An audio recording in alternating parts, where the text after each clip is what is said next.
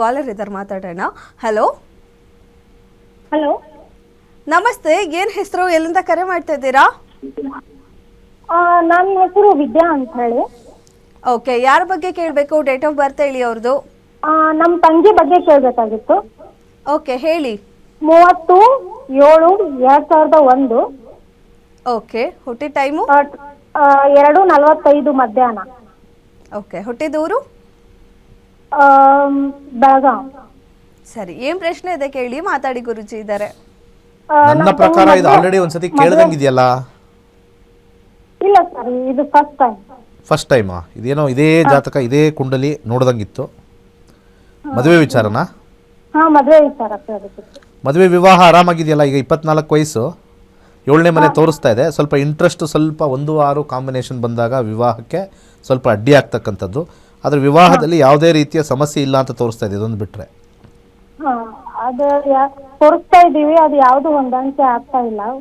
ಈಗ ಹೊಂದಾಣಿಕೆ ಆಗ್ತಾ ಇಲ್ಲ ಅಂತಂದರೆ ಸ್ವಲ್ಪ ಸ್ಪಷ್ಟವಾಗಿ ಬಿಡಿಸಿ ಹೇಳಿದ್ರೆ ನಾವು ಹೇಳ್ಬೋದು. ಹೊಂದಾಣಿಕೆ ಆಗ್ತಾ ಇಲ್ಲ ಅಂತಂದರೆ ಏನರ್ಥ? ಜಾತಕ ಬರ್ತಾ ಇಲ್ವಾ ಅಥವಾ ಹುಡುಗ ಇಷ್ಟ ಆಗ್ತಾ ಇಲ್ವಾ? ಅದು ಕರೆಕ್ಟಾಗಿ ಹೇಳಿ. ಹುಡುಗ ಇಷ್ಟ ಆಗ್ತಾ ಇಲ್ಲ. ಮತ್ತು ಅದನ್ನು ನಾವೇನು ಮಾಡೋಣ? ನಾವೇನು ಕೆತ್ತನೆ ತಗೊಂಬಂದು ಅವ್ನು ಹೊಡೆಯೋಣ? ಅವನಿಗೆ ಹಿಂಗೆ ಬೆಳ್ಳಿಗೆ ಏನಾದ್ರು ಪೇಂಟ್ ಹೊಡೆಯೋಣ? ಜ್ಯೋತಿಷ್ಯದ ಶಾಸ್ತ್ರದಲ್ಲಿ ಬಯಕೆಗಳಿಗೆ ಇಲ್ಲಿ ಆಫರ್ ಇಲ್ಲ. ಇದನ್ನು ತುಂಬ ಜನ ಅರ್ಥ ಮಾಡ್ಕೊಳ್ಳಲ್ಲ. ಗ್ರಹಗಳು ಏನು ನಿಮ್ಗೆ ಇಷ್ಟು ಪ್ರಕಾರವೇ ಕೊಡಬೇಕು ಅನ್ನೋದೇನಿಲ್ಲ. ಕೊಟ್ಟಿರೋದೊಂದಷ್ಟು ಬೇಕಾದ್ರೆ ತಗೊಳ್ಳಿ, ಬೇಡದವ್ರು ಬಿಡಿ.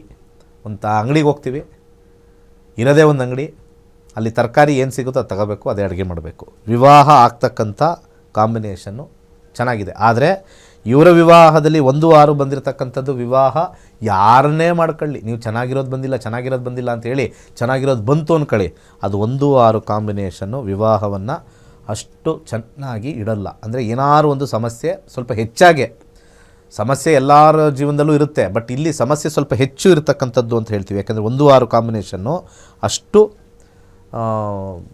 ಸಮಸ್ಯೆಯಿಂದ ದೂರ ಇರ್ತಕ್ಕಂಥದ್ದಲ್ಲ, ತುಂಬ ಸಮಸ್ಯೆ ಹೆಚ್ಚಾಗಿರ್ತಕ್ಕಂಥ ಕಾಂಬಿನೇಷನ್ನು. ಇದನ್ನು ಕಮ್ಮಿ ಮಾಡ್ಕೊಳ್ಳೋಕ್ಕೆ ಒಂದೇ ಒಂದು ದಾರಿ, ಬಲಗೈ ಮಧ್ಯದ ಬೆರಳಿಗೆ ಒಂದು ಜಿರ್ಕಾನ್ ಹಾಕ್ಕೊಳ್ಳಿ, ಹಾಗೆ ಒಂದು ಕೈಲಾಶ ಯಂತ್ರ ಸ್ಥಾಪನೆ ಮಾಡಿ. ಒಳ್ಳೆಯದಾಗಲಿ. ಓಕೆ, ಧನ್ಯವಾದ ಮೇಡಮ್. ಮತ್ತೊಬ್ರು ಕಾಲರ್ ಇದ್ದಾರೆ. ಹಲೋ ಹಲೋ ಮೇಡಮ್, ನಮಸ್ತೆ.